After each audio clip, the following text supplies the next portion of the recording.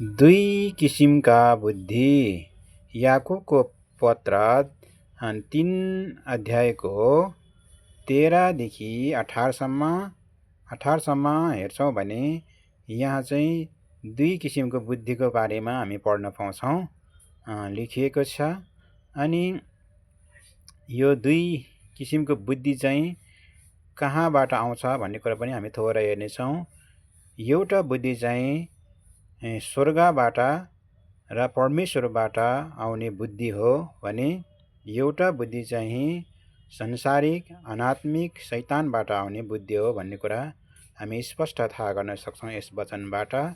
र यो बुद्धि छान्ने हजुरहरूको हातमा र मेरो आफ्नै हातमा छ। त्यसै कारणले हामी यस वचनबाट हामी पढ्नेछौँ।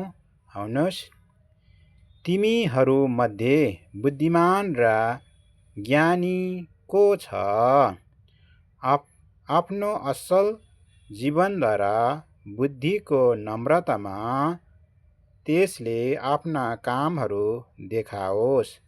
तर यदि तिमीहरूका हृदयमा कटु ईर्ष्या र स्वार्थ अभिलाषा छन् भने यी कुरामा अभिमान नगर र सत्यलाई झुटा नबनाऊ। यो बुद्धि स्वर्गबाट आउने बुद्धि होइन, तर यो त संसारिक अनात्मिक र शैतानिक हो।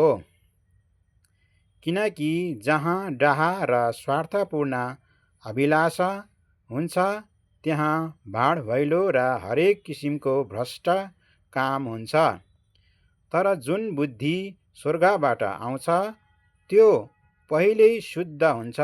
तब त्यो शान्तिप्रिय, कोमल, विचारशील, कृपापूर्ण र असल फलले भरिएको, पक्षपात रहित र कपट रहित हुन्छ।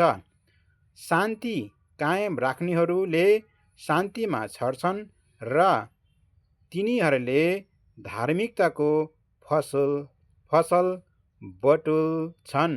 आमेन।